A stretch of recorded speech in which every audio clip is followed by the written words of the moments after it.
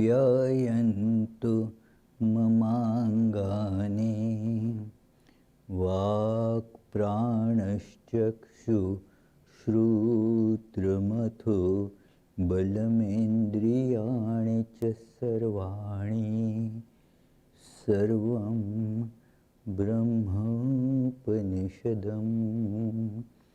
माहं ब्रह्म निराकुर्याम् मा ब्रह्म निराकरोत् अनिराकरणमस्तु अनिराकरणं मेस्तु तदात्मनि निरते य उपनिषत्सु धर्मास्ते मयि सन्तु ते मयि सन्तु।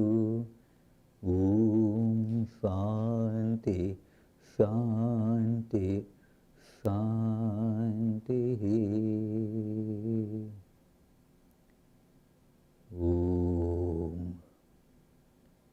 May all my limbs attain strength. May the body, the mind, the sensory and motor organs, and the life force become strong and perfected.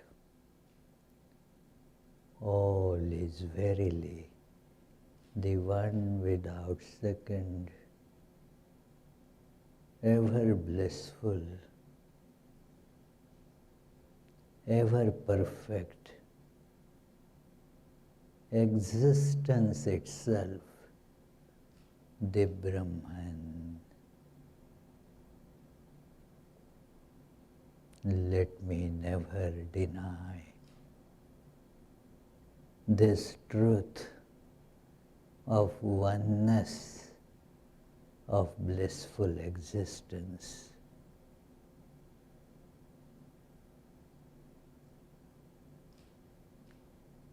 May this truth never reject me either. I am aware that experience or realization of this truth requires imbibing some virtues spoken of by the scriptures. May all those virtues be with me. Om. Peace, peace, peace.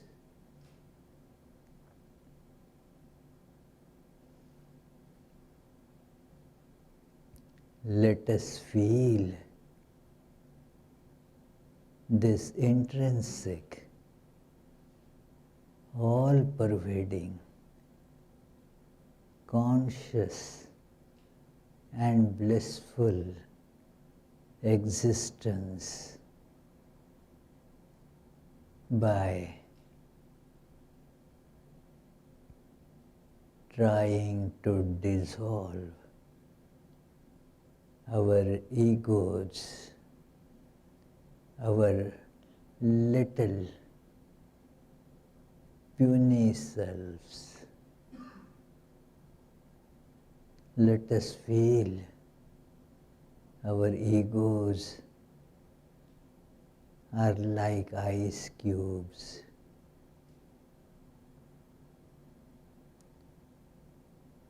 Kept in a tray in a warm room.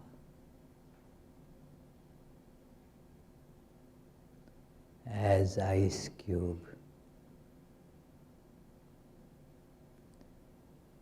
I appear to have a separate existence, a shape,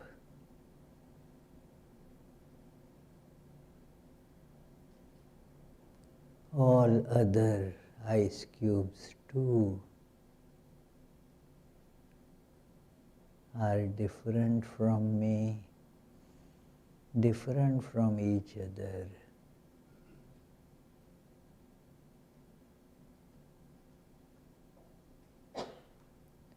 I am seeing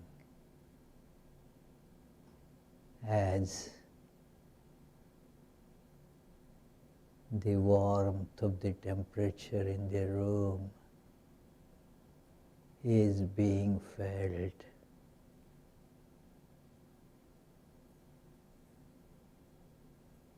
I am melting.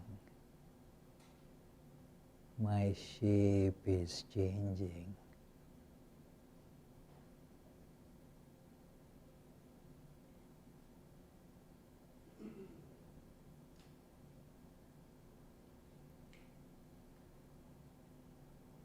My awareness about I and the world is also changing.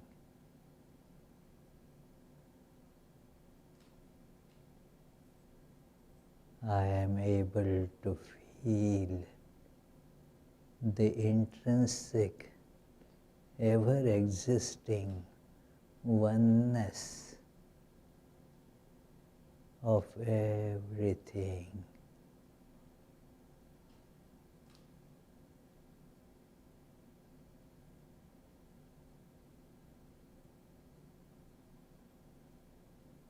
The differences are melting away.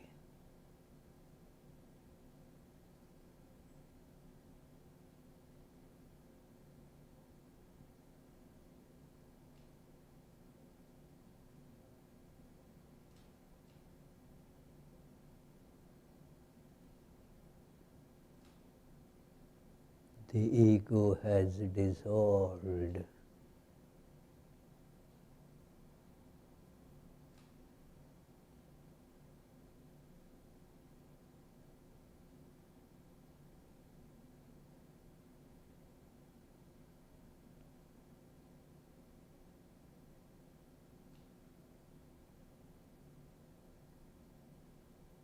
It is the all-pervading, one without a second.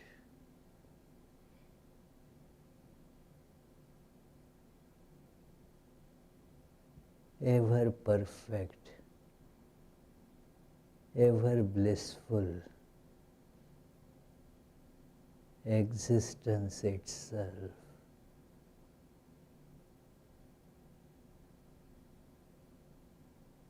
There is no time, no space.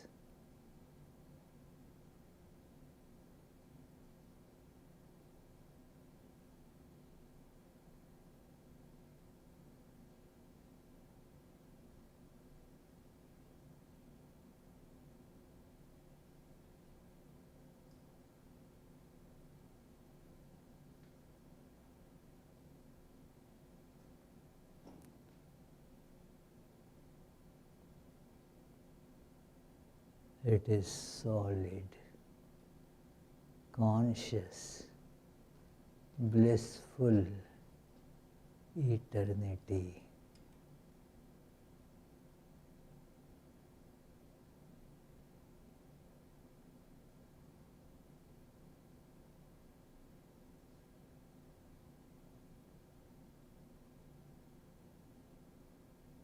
There are no desires.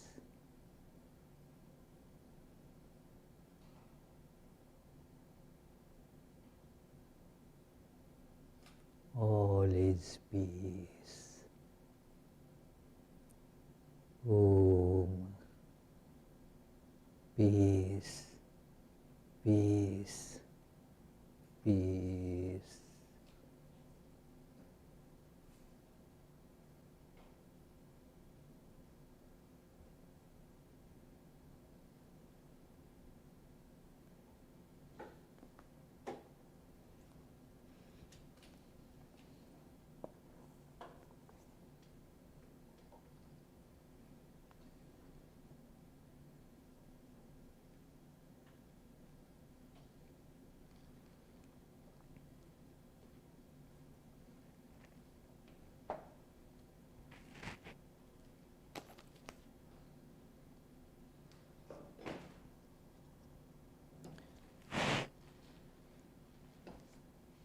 So, dear friends, let us begin this 73rd class on this wonderful book, a very good presentation of spiritual life through the stories that inspire the devotion, the other yoga and knowledge, all combined. And it is presented through the pleasing medium of stories, Srimad Bhagavatam. It is a unique book, friends, and therefore the students of Vedanta study it a lot. It is a fairly big book, but yet the language is so lucid. When it is a story, then you read it kind of fast, you know.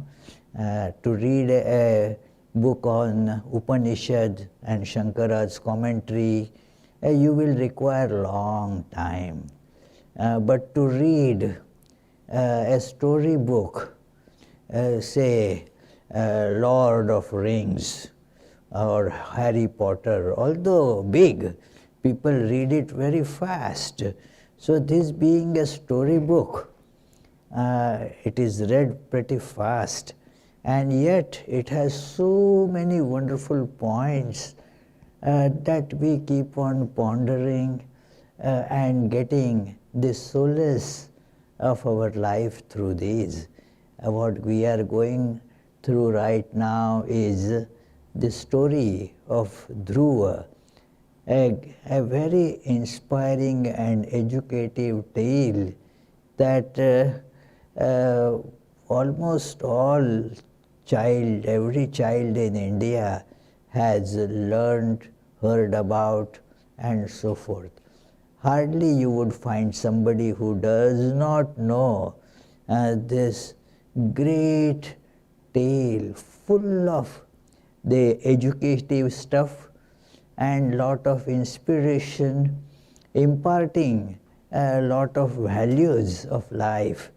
So it is, we saw that this little child, insulted by his stepmother, and then therefore having gone to perform austerities and prayers for the eternal life. Okay, but let us begin at the beginning, that is the opening prayers, opening chants. Om Janmadyasya yatonvayaditarat Schaर्थेष्वभिज्ञस्वराट् Tene Brahmhrida Ya Adikavaye Muhyanti Yat Surayah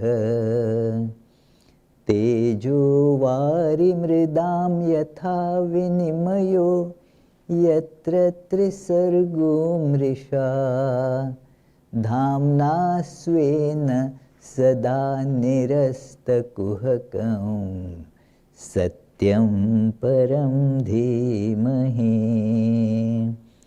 That from whom creation, sustenance and dissolution of the universe take place, who is both the instrumental and material cause of it, who is omniscient, is the only one having self-mastery, being the one independent entity, who illumined the mind of Brahma with the Vedic revelation, whose wisdom is the wonder of even the greatest sages, in whom the world of the three gunas subsists, just as the combination of materials like fire, water and earth subsist in their causes without changing their elemental nature, in whose consciousness there is nothing false. On that truth supreme, we meditate. So we saw that this little child Dhruva, having been told by his both mothers, stepmother as well as his biological mother, that you should go and pray to Vishnu. He is the only savior. God has to be prayed. There is no solution for your sufferings here. Of course, the stepmother is telling that with a scorn, with a taunting thing, that, well, you didn't take birth from me, so naturally you won't get the benefits that one would get having taken birth through my womb. So pray to Vishnu, maybe through his grace, through the grace of God, and the next birth you will get it from me, and then you will have what you are seeking. The mother said, well, I understand the tremendous distress, but I am helpless. I cannot do anything there. It is only the God can help you. It is a very important lesson here itself that we see that while our problems are in this world, the solution is not here, not in this world. It is like that famous, very old-time movie, Wizard of Oz. That little girl therefore looks for beyond, somewhere over the rainbow, where the solutions of the problems here can be found.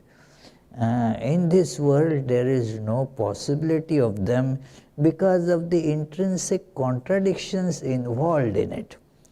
It is therefore pray to that supreme consciousness. They fight between the two waves, the discord between the two waves on the ocean, competition between them, or even the distress felt by any wave can be resolved only by looking at the ocean, that there we have the oneness, there we have the source. As waves, it is all temporary, changing, and so the frustrations have to be there. Now this Dhruva performs tremendous austerities, meditating on Vishnu, shunning all that is external, even the food and such stuff, even stopped intaking the air. And thus what happened was he could now feel the presence of Lord in his heart, very strong presence. And then Lord decided that I will go there and speak to this boy, give my vision to this boy, and thus his austerities will be no more necessary. So he came, and we saw this phenomena that would happen for every person who is meditating and trying to feel God within. What happens when that God appears outside? Means it becomes now part of your actual experience. Now you don't have to meditate on it because you see it. What you see, you don't need to meditate upon that, like I am seeing Abhishek with these eyes. I don't have to think internally about that. Oh, Abhishek, no.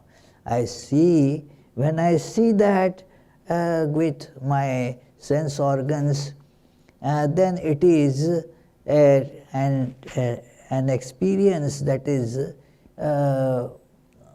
outside.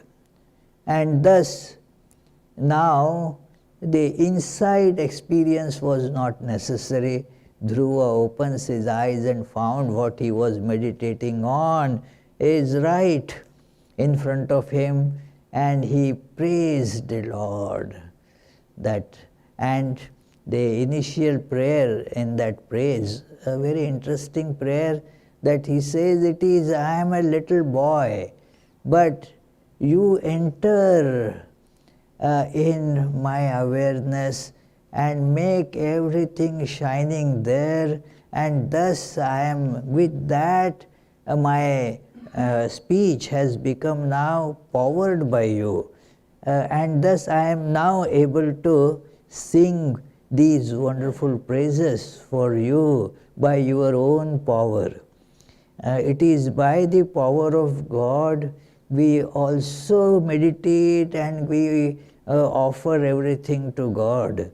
In Bengali there is a saying, Ganga Jale Ganga Puja, that you want to say worship the river Ganges, considered very holy.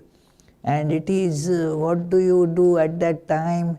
You take some water on the Ganges. You are standing in the Ganges, take the water of Ganges, and Ganges is seen as a representation of the divine motherhood, the divine providence, and then offer that very water to Ganges. Taken from Ganges, offered to Ganges. Whatever we have here is actually supplied by that very divine principle. We are not offering anything our own, and we are offering that devotion through that. So that is how this is the Dhruva's prayers are. It is that everything is yours. That is what I am feeling. There was an incident in our center in Kankhal. Swami Sarvagatananji, my predecessor, used to talk about it. He was there in those days, where it is a place in Himalayas and at the foothills there, and a hospital has been run, and it is still continuing that hospital service there. So, but it is not a philanthropic service as such. It is worship, worshipping God in the form of the sick. It is, and you offer your service to Lord. And there were many novice monks there. The head of the center was disciple of Vivekananda, Swami Kalyanananda. So he told them that you say you have renounced the world. What have you renounced? Think about it. What have you renounced? You may say that you renounced all the money. Did it ever belong to you to renounce? It doesn't belong to anybody. Did you say you say that you renounced your family and parents and all that? Did they belong to you to give up? They didn't belong to you. So what are you renouncing? Renunciation in Vedanta means loving service to God, who appears before you in all different beings. So he therefore, Sarvagatananji used to tell, he told him, write on the wall here that renunciation is loving service. So that love you can offer to God. All other things, they already belong to God. How can you offer, you see? But your adoration, that feeling of love, that is something that you can offer by which you feel that connectedness.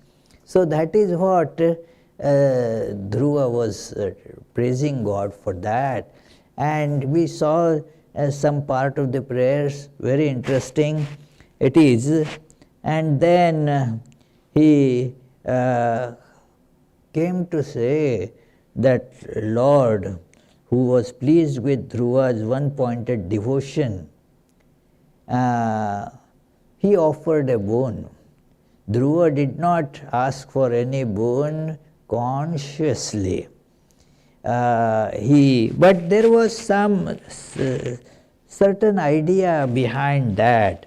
He said in the last part of the prayer, thy feet are the sole object of the quest. To a devotee who is desireless, your feet are the only quest.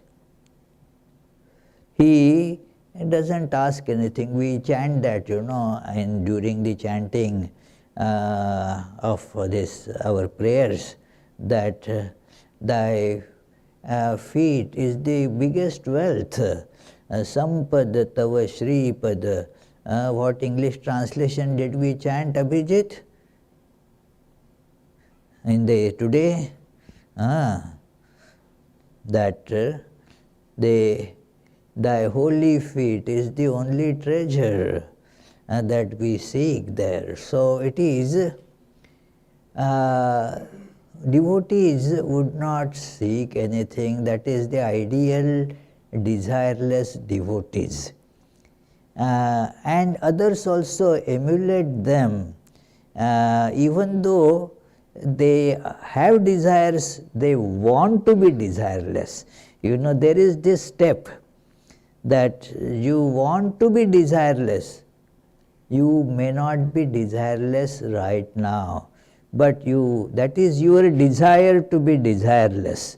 There is some contradiction and of terms involved here, but that is only poverty of our language.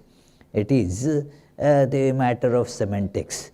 So it is, you therefore have some desires, and many times we are also not aware of those desires because they are in subconscious.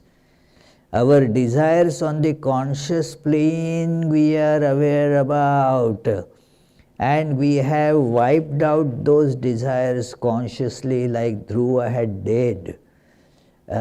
He did not want anything except God. Imagine the tremendous austerities he performed, how he just went away from this kingdom, from all the comfortable and luxurious stay in the palace, went to the forest and just prayed like that. So he has removed all desires on the conscious plane. And so, but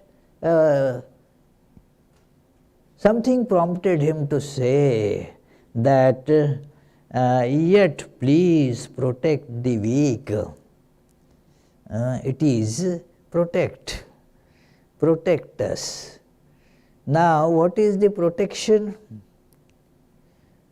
If you feel that God alone is, why you want to protect yourself? This desire to protect our little individuality, and that causes the problems. But it doesn't just go away so quickly. We are not aware of that at the conscious level at all. We feel we are desireless.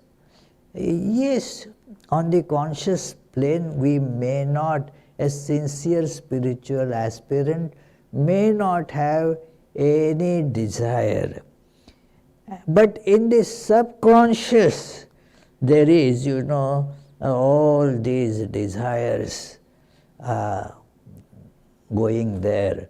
What happens is, the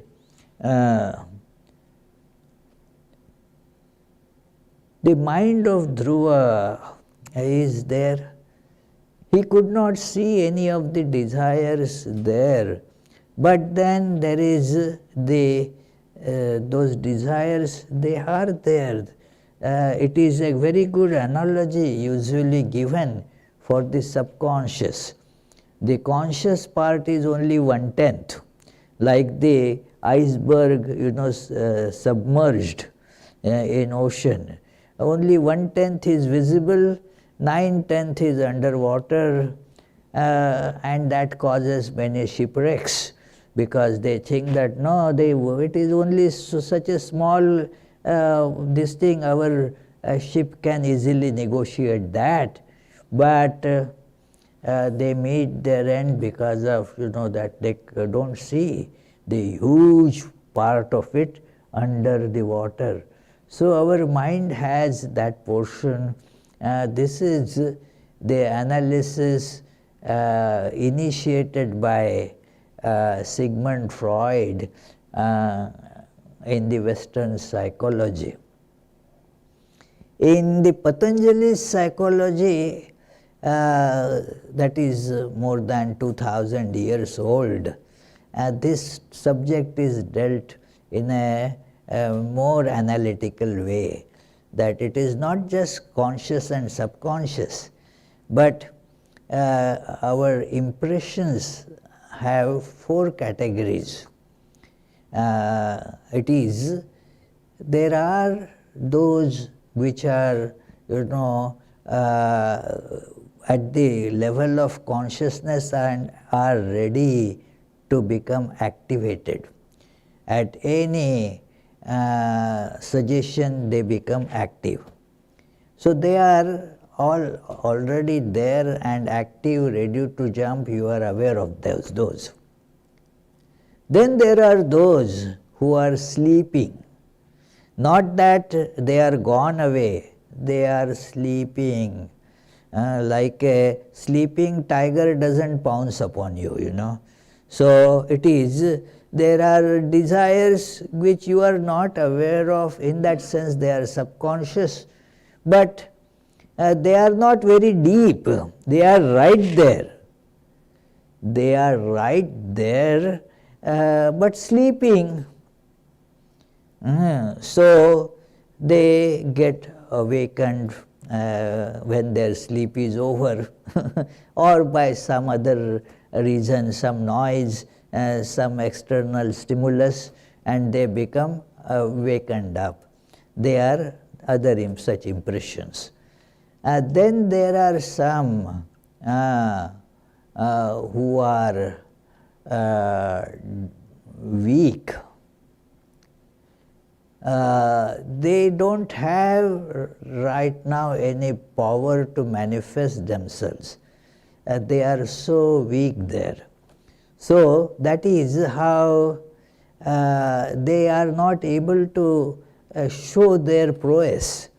Those impressions are there, but they are now not active because they are weak. So, and then there is the 4th one, which are dormant. Means they are neither sleeping nor weak.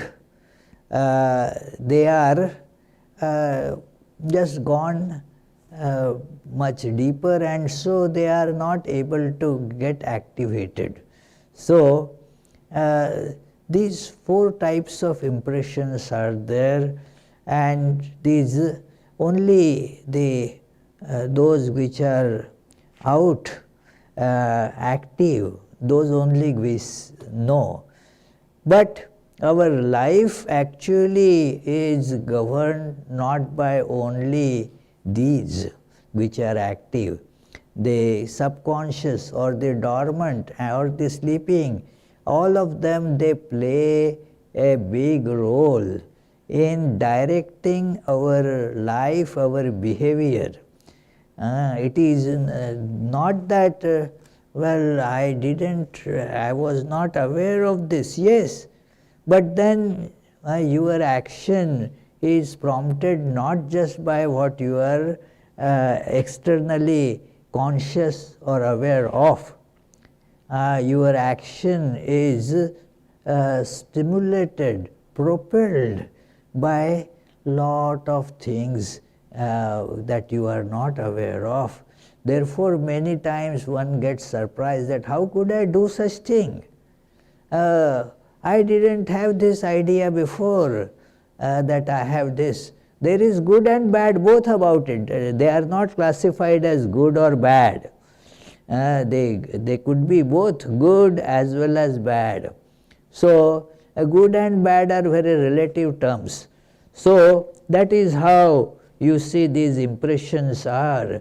And Dhruva, therefore, you see, Lord sees the subconscious mind. We are not aware, but God is aware of our mind, what we are having inside. Everything is visible, understandable to God. And so, even if externally, consciously, we are wishing to get liberated, we want to realize the all-pervading oneness of the divine, yet inside there are obstacles for that we are not conscious about, but God sees those. Sri Ramakrishna used to say that he can see the mind of everybody as if it is something in the glass case. Whatever is anybody's mind, he can see that even now. He can see the whatever is going on in anybody's mind. So, that is a different level of psychology. So, it is, so desires from the conscious level we banish them. That no, this is, you should not entertain any desire. You want to experience God and God alone. So banish all other desires. We know, having studied Vedanta and all other literature of this type, we know that these desires are the cause of our bondage. Because of these desires, we are put to lot of sufferings. So, we don't want these desires. But that does not eliminate those desires. They get into subconscious. They go below the conscious level and yet function from there. It is like people shooting from, they go into the what is it called? A trench. Yeah, thank you. They get into the trench. So the enemy doesn't see them, but they shoot from there. So this is not seen. These desires are, although not seen, they are capable of firing shots. So therefore our behavior gets guided by that. We many times wonder, how could I behave like this? Well, there is the reason for that. How I decided not to become angry, not to get angry. You decided, but there is something in you that was not affected by that that desire not to get angry. Your decision to not to get angry may apply, and that too may apply only at the conscious level. And therefore we see that suddenly certain desires spring up, suddenly some anger flashes up, because this is all you have wiped it out from your conscious plane. Like you cleanse this thing, dust, and then as the saying goes, sweep it under the carpet. So there it is not seen. It is, many do like that when there are, suddenly they get the news that some very important guests are visiting. Or many times there's, at the restaurants, the inspectors are coming. Now there is no time actually for thorough cleaning, but the inspectors, if they see certain such things, they will just give you a notice to close down the restaurant. So what they do quickly, put that under the carpet, put it there, gone, let us, so it is like that we have cleaned our mind, but that dust, that dirt is all there. So it is thus, Dhruva, now remember that how Dhruva came to this, do the worship, do the meditations, perform the austerities. There was that feeling of insult. To get rid of that, he was kicked out from the lap of his dad, and then he was feeling that I should get a place where from nobody should be able to dislodge me. Also, I want my kingdom and all that back. That my all that was lurking there. And God saw that and gave that boon. And there is an incident in Holy Mother's life, very illustrative incident, that one young man used to, go to Holy Mother and she would give him prasad.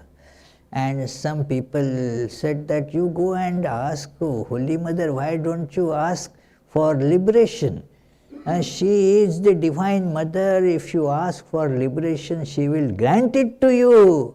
Why don't you ask? He said, I have never asked. I just go and ask prasad, and then she gives me prasad to eat, and then I take it and eat it, come away. So one day he determined that he will go and ask for liberation. Went to Holy Mother. Think of that, Now he is going to ask for liberation. His body started trembling, sweating, became kind of nervous, could not utter a word. Then Holy Mother asks him, hey, what do you want? What is that you want? Why are you standing like that? What is that you want? Prasad. Okay, take it. And then took the prasad and came away. It is not easy actually. It is that we will ask liberation when it is given, when it is available. We want to just hold on to this puny ego, this little dying existence. Somehow we want to live with all these contradictions, do not want really that liberation, even if offered. Sri Ramakrishna used to tell that wonderful story that a very old lady, she had nothing to subsist on. Somehow or other, with great hardship, she would collect some dry twigs from the forest, collect them and put it for sale there, and get a few pennies to survive. And every time she would pray to God, God, how long are you going to make me do all this? Take me away. I am tired of this old age, this existence like this. Cannot any more do all this work. My limbs are getting now weaker and weaker. they no energy anymore, please take me away. She was praying that. One day she again collected some twigs, put them in the basket by saying, oh God, take me away, I cannot now bear this body. And as the story goes, the story, the god was passing by and heard.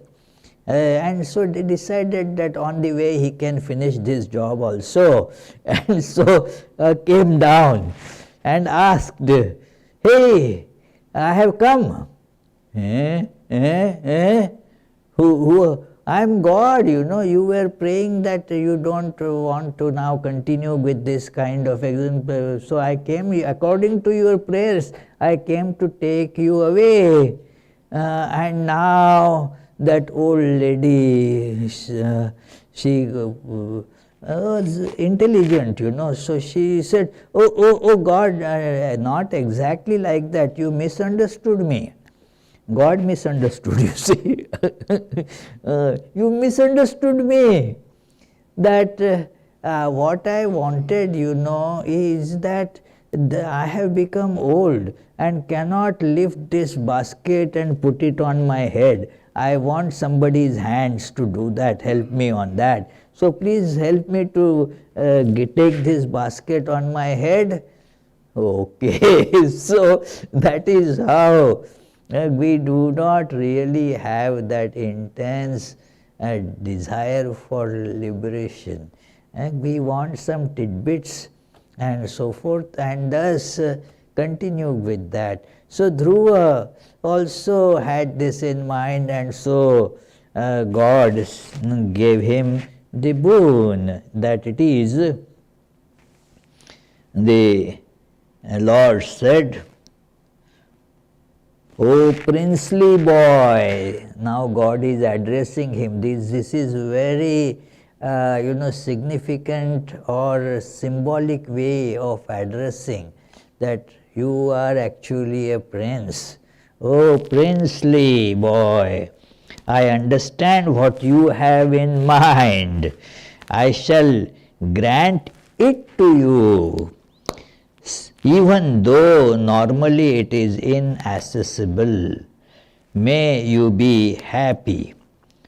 O dear one, there is the eternal luminary known as Dhruva, the pole star, which is for a long period of time, for thousands of years or so, it remains only in one position, and all other luminaries like this great bear and all, they encircle around it.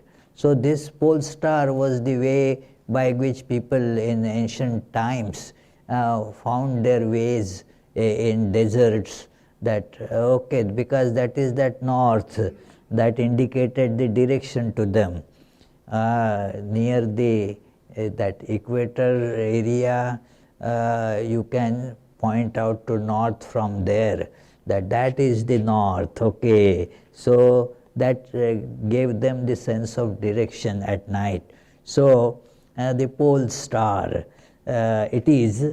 So you will get to that luminous position, more lasting than the spheres that disappear in intermediary kalpas.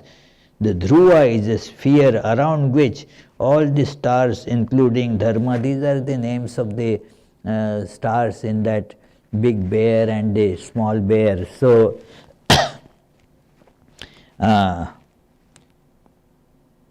your brother, now he tells that your brother, that son of this, his stepmother, his stepbrother. So your brother Uttama will meet death with hunting, and his mother Suruchi, while going about the forest in great anxiety in search of her son, will be consumed in a forest fire. You will worship me. The yajna formed with numerous yajnas accompanied with bounteous gifts, enjoy countless felicities here on earth, and in the end attaining complete disenchantment with the life of the world, become again entirely devoted to me. All those impressions, all those desires will then fall off, go away. Just by wishing these desires do not go away. Many of them one has to go through that experience and then learn that they are only bringing miseries. Then only one learns. It is through experience this knowledge comes. Otherwise, there is no renunciation possible without actually knowing that this world is not real. It is, otherwise you go through that and see that it is unreal. So, only one has to keep on that discrimination going on, that discernment, that you go through that enjoyment or suffering and see how transitory it is, how full of contradictions everything around is, how here the life dances with death, both are together. Here it is that pleasure and pain, they embrace each other. We saw in last class that here in God all contradictions meet there. So when you go through that experience, then alone you are capable of renouncing those things actually. Otherwise there is the desire to renounce. See, desire and capability are two different things.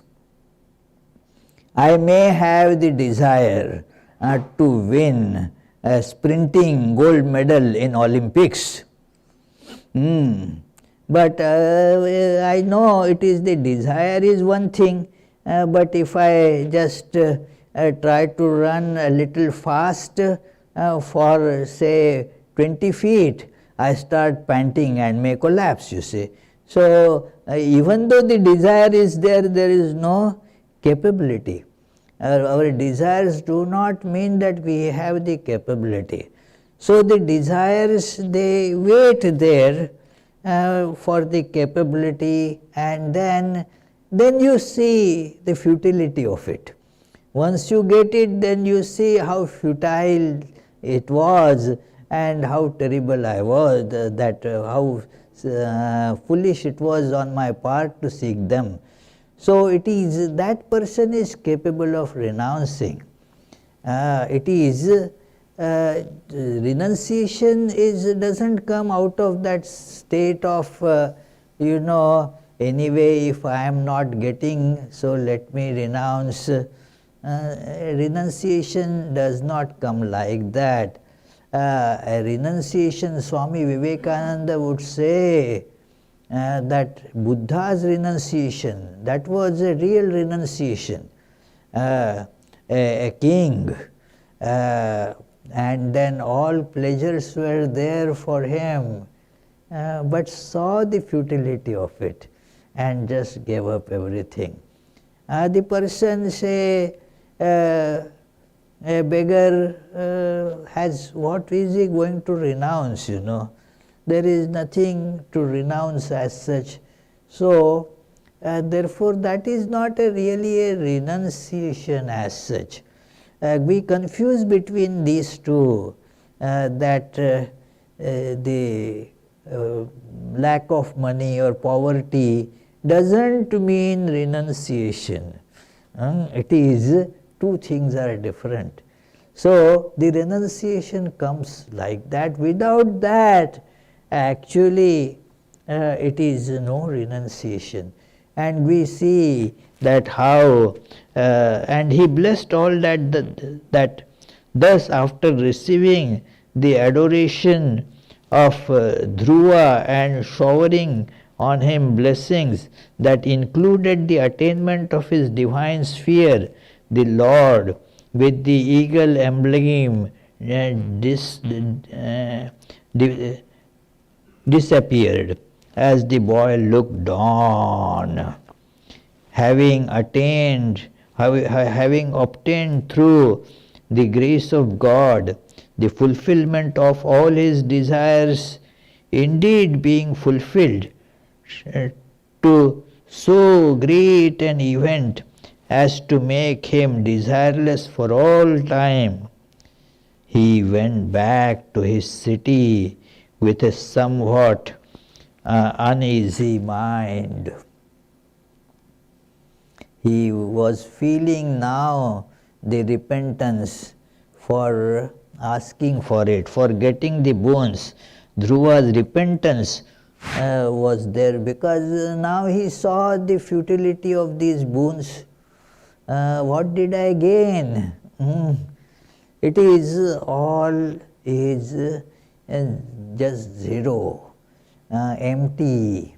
Like the mirage water, water that one sees in a mirage. If I am thirsty, how much of that mirage water will be needed to quench my thirst? There is no meaning one glass of mirage water or a tank full of it. It is no water at all, appearance of water only. So that is how even what you may have a little bit, or you may have the empire of all the three worlds for you. It is same, it is all unreal. Sri Ramakrishna used to tell 1 0 and 10 zeros or 20 zeros, what difference does it make? It does not make any difference. Diane, will you like $0 from me? She said, no, Swami, keep it with you. Okay, if I give you 10 $0, she said, oh, well, no, Swami, thank you, but I don't need them. If you put one before those, then I will take it, of course. It is so that is it, one is God. That God gives value to everything, that one. Otherwise everything is just zero. So now gotten lots of zeros, Dhruva was repenting. Why did I have this desire? The desire even of the lofty type, they ultimately bring suffering. They do not bring us anything tangible. But one has to go through all that. So that is how the Dhruva learned the lesson. The story very nicely it goes that it is the Vidura who is being given this tale by Maitreya. And this is a story being narrated to the sage Vidura by another great sage who knew about it, Maitreya. And then Vidura then said, how could that Dhruva, a knower of the truth, in spite of having attained the Lord in one birth, which is sometimes impossible for bound souls ordinarily, consider himself as balked of his goal and feel uneasy in mind? Maitreya replied, remembering the worldly shafts of his stepmother that had pierced his heart, he could not think of liberation, mukti, even when face to face with the Lord. One cannot ask for it. This is our, fate. We have to go through the drill of purification. We have to change the mind. That is how. And it is not easy.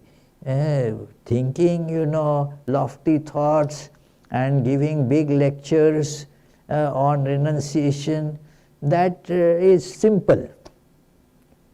But actually practicing something is not that easy.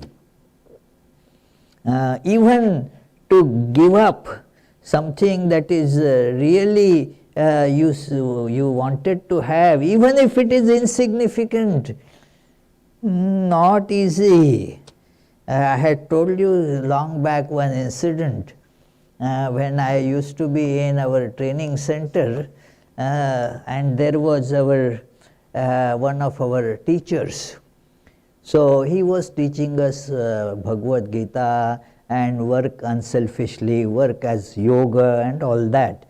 And there was a big program one day in a place in Kolkata, and we went there. All different Swamis had come, and we, as a group of the novices in training center, we went there and we got all seated. The place was not big enough, so all seats were filled. There was only some standing room there. Now this, our teacher Swami walks in, a fairly old person, and then he saw no seat available. He looked at us, his students, the young novices, that maybe one of them will get up and give him his seat. And we all, I still remember that scene. I was a part of that. We all were looking at each other, and then feeling ashamed, one of us got up and said, "Oh, please sit here, Swami, please sit here." And he looked at him, and with some little sarcasm in his tone, he said, "Do you really, are you eager to commit this great sacrifice?"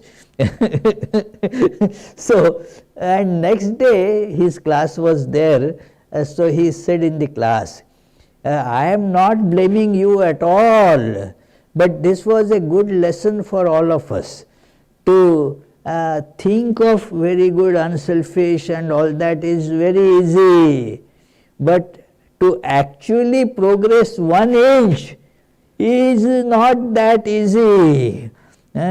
What to speak, of giving up everything.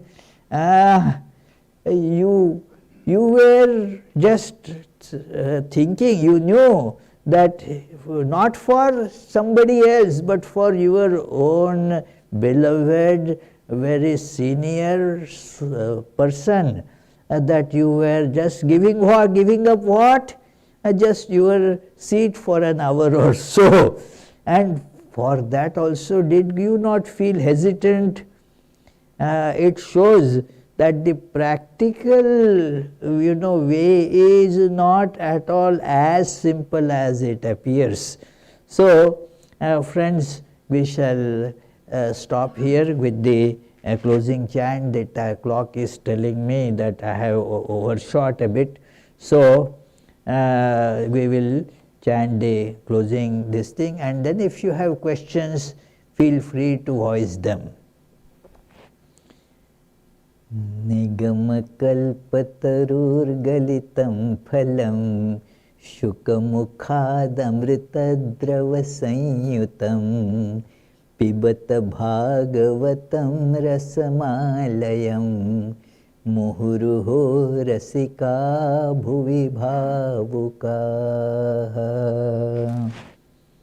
O devotees, quaff to intoxication this nectar of the fruit of the tree of Vedas, flowing from the mouth of the great sage Shuka and mixed with the ambrosia from his words. Any question? Yes, Charlie? It seems like we really have no control over our subconscious. which is, I guess, what I've been thinking all along, but I didn't have the words for it. So what can we do? That is where the meditation comes into play. Meditation and prayers, they give you gradually some understanding and control over your subconscious. In that book, Meditation and Spiritual Life, one of the ideas behind meditation is to bring a part of your subconscious. Gradually, the whole subconscious becomes your conscious, and then you can control it. That is the utility of meditation. By properly meditating, you understand, you get a hold on your subconscious.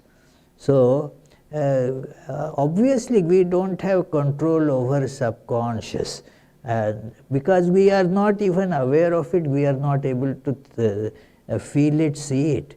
So, but there are the methods by which many things can be transformed, that you may not have immediately a control over subconscious, but by prayers and by thinking very good thoughts, they also get pressed in the subconscious, and then there they eliminate the bad thoughts there. So it is like that, it goes there and works there. So be in the holy company, get those impressions. You are not aware of even those impressions about what happened to you due to holy company. But that also goes in the subconscious, and that works there too. So your subconscious on one level is getting filled with something more spiritual, and also you are gradually bringing that onto conscious plane so that you can handle it. So also there is this, a big part is played by the prayers. The prayer makes us get what is in devotional language, it can be called as the divine help. So you get that resource, additional resource for that. Yes.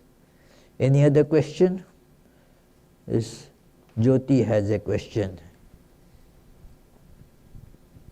Swamiji, what is the best way to deal with desires? You said if they are banished, they go into the subconscious, but then they say if they are fulfilled, then it's like putting fuel in fire. Oh, yes. There is this difficulty, this problem, but there is no alternative. The best thing is do not let them go in the subconscious. Do not banish them in that sense. You see the real desire, that is what Vedanta keeps on prompting, that all these desires, they actually are the desires to merge in that oneness. See that and convert all desires to that desire. Do you see this point? That what will you go for? Suppose you want to eat a candy. Will you go to that candy that is seen on a, say, TV screen, on the TV, that ad of candy? I told you that story many times, that the girl knew that it is only a show. She won't go for that. She would go for the real candy. It is like that. Go for the real, the true desire. The true desire is to know the truth that I am divine. All this is divine. Lose that a fictitious individuality. See yourself not as a wave but ocean. This is the meaning of the true desire. So let us turn attention to the true desire. Whenever a desire like that comes, tell yourself that this is not the real desire. It is that is how you can see the God as manifested. Let me go to God, and then all appearance I control. When you want to catch a shadow, you will never be able to catch it. How can you catch shadow? But there is one way. Got it, Sam? There is one way of catching the shadow. Catch the real thing, and the shadow also gets caught, you see. That is how the desires are to be dealt with. Any other question? This Abhijit has question here. Then we will take up the web questions. Maharaj, what is the significance of being the Pollster? Yes, that is again a product of Dhruva's desire not to get dislodged by my position, from my position. So, okay, that is a relatively stable something. Most stable in this relative world would be that. So that is a symbolic expression that you will get that kind of position in the universe where you will not get kicked around. So that is the significance there. Yeah. Any web question, Yes. Ajay? Yes. There are 2 web questions. Okay. First question is from Great Spirit. From Great Spirit, okay. I enjoy my current life, though it is constantly changing every day. Why is enjoying the human experience in the world considered inferior as compared to getting liberation? Oh, very good question, Great Spirit. It is you are enjoying your life every day. Do you not see that these enjoyments, they have this problem? Firstly, they are impermanent. They come and go. Second thing is, they don't just go. They keep misery and then go. That is the trade-off, as it were, that it is like one of our Swamis used to say, it is like this, that enjoyment and suffering are like, buy one, get another for free. It is, you get, nobody buys misery, but you go for enjoyment and misery comes along with that. And unless and until one gets this truth understood, the drive or the desire to go for enjoyments will not stop. It is, and thus this person will not know of anything higher than that. You are right. If you are enjoying this life as it is, you will not see anything higher. It is only when you see the futility of it, then you will see the Great Spirit. That which is in everything, that which is the unchanging substance in everything. And so, as Great Spirit, you don't have any desire. You are joy itself. You are bliss itself. You do not need any enjoyment as such. So that is why compared to that, this enjoyment is considered not only lower, it is misery being called by the name enjoyment. It is a misnomer. It is, one has to understand this point, that it is not enjoyment at all. It appears like enjoyment, but essentially it is misery. So that is the reason that it is called low. It is lower only when you go to something higher. In comparison, that you will call it lower. But if you are at this level, you are enjoying it and you are finding no problem with it, then it is fine, yes. Second question is from Mandodari Lakshman. If everybody renounces the world, who will then run the affairs of the world? Who will? Who will then run the affairs of the world? Let us see, when everybody renounces everything, then let us see what happens. See, world is impermanent. We have to actually ask this question also, what is the need for the world to be? The world is for our growth. If we are all grown up, the world doesn't need to be there. There was a time when this world was not there. There would be a time again that this world will not be there. It is like how Einstein thought of it, that it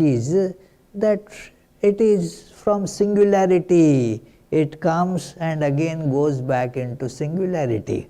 It all now, he says, it will keep on collapsing under gravity, and thus all will become again compressed into just one singular point, no world there.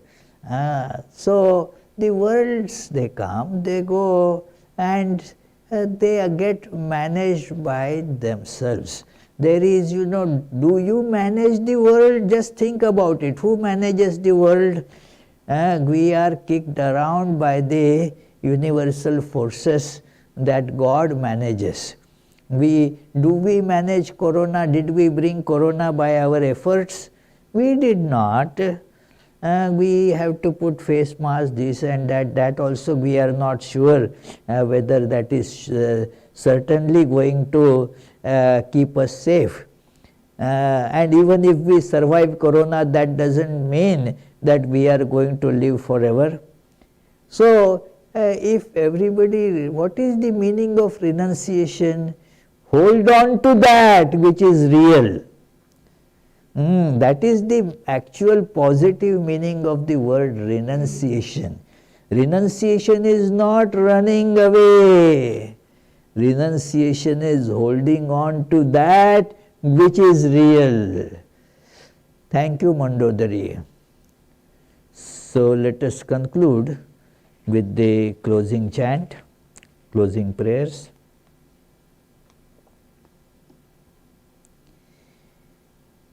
Mukunda Madhava Govinda Bol, Keshava Madhava Hari Hari Bol.